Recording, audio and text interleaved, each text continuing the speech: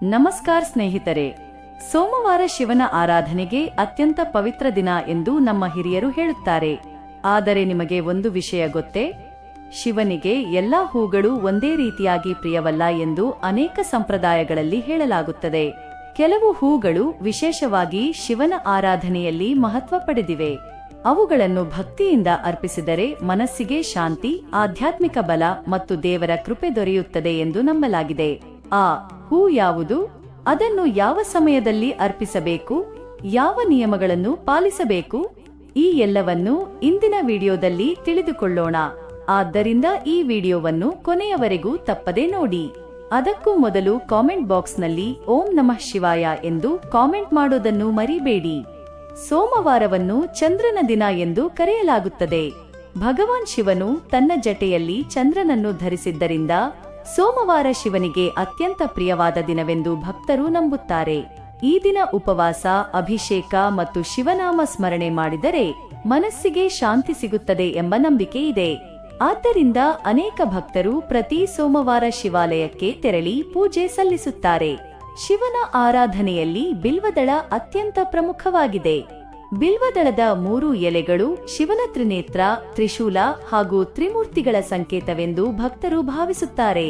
ಅದರ ಜೊತೆಗೆ ಕೆಲವು ಪ್ರದೇಶಗಳಲ್ಲಿ ಧತ್ತೂರ, ಆಕ ಮತ್ತು ಕೆಲವು ಬಿಳಿ ಹೂಗಳನ್ನು ಕೂಡ ಶಿವನಿಗೆ ಅರ್ಪಿಸುವ ಸಂಪ್ರದಾಯವಿದೆ. ಆದರೆ ಹೂ ತಾಜಾ ಮತ್ತು ಸ್ವಚ್ಛವಾಗಿರಬೇಕು. ನೆಲಕ್ಕೆ ಬಿದ್ದ, ಒಣಗಿದ ಅಥವಾ ದುರ್ವಾಸನೆ ಬಂದ ಹೂಗಳನ್ನು ಅರ್ಪಿಸಬಾರದು. ಪೂಜೆಯಲ್ಲಿ ಮುಖ್ಯವಾದುದು ಹೂವಿನ ಬೆಲೆ ಅಲ್ಲ, ಭಕ್ತನ ಮನಸ್ಸಿನ ಭಕ್ತಿ.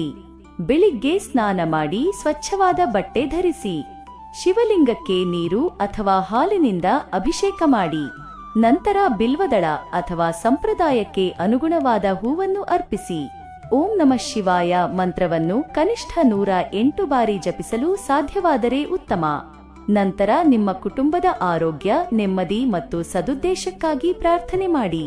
ಸ್ನೇಹಿತರೆ, ದೇವರು ನಮ್ಮ ಹೂಗಳನ್ನು ಮಾತ್ರ ನೋಡುವುದಿಲ್ಲ, ನಮ್ಮ ಮನಸ್ಸಿನ ಶುದ್ಧತೆ, ಪ್ರಾಮಾಣಿಕತೆ ಮತ್ತು ಭಕ್ತಿಯನ್ನು ನೋಡುತ್ತಾರೆ. ದೊಡ್ಡ ಪೂಜೆ ಮಾಡಲಾಗದಿದ್ದರೂ ಪರವಾಗಿಲ್ಲ. ಒಂದು ಬಿಲ್ವದಳ, ಒಂದು ಹೂ ಅಥವಾ ಒಂದು ಗ್ಲಾಸ್ ನೀರನ್ನು ಕೂಡ ನಿಜವಾದ ಭಕ್ತಿಯಿಂದ ಅರ್ಪಿಸಿದರೆ ಸಾಕು ಎಂದು ಭಕ್ತರು ನಂಬುತ್ತಾರೆ. ಆದ್ದರಿಂದ ಪ್ರದರ್ಶನಕ್ಕಿಂತ ಭಕ್ತಿ ಮುಖ್ಯ. ಸ್ನೇಹಿತರೆ, ಈ ಮಾಹಿತಿಯು ನಿಮಗೆ ಉಪಯುಕ್ತವಾಗಿದೆ ಎಂದು ಭಾವಿಸುತ್ತೇನೆ. ನಾಳೆಯ ಸೋಮವಾರ ಶಿವನ ಆರಾಧನೆಯನ್ನು ಭಕ್ತಿಯಿಂದ ಮಾಡಿ. ವಿಡಿಯೋ ಇಷ್ಟವಾದರೆ ಲೈಕ್ ಮಾಡಿ, ನಿಮ್ಮ ಕುಟುಂಬ ಮತ್ತು ಸ್ನೇಹಿತರೊಂದಿಗೆ ಶೇರ್ ಮಾಡಿ. ಇಂತಹ ಆಧ್ಯಾತ್ಮಿಕ ಮತ್ತು ಪೂಜಾ ಮಾಹಿತಿಗಾಗಿ ನಮ್ಮ ಚಾನೆಲ್ ಅನ್ನು ಸಬ್ಸ್ಕ್ರೈಬ್ ಮಾಡಿ. ಓಂ ನಮಃ ಶಿವಾಯ. ಹರ ಹರ ಮಹಾದೇವ.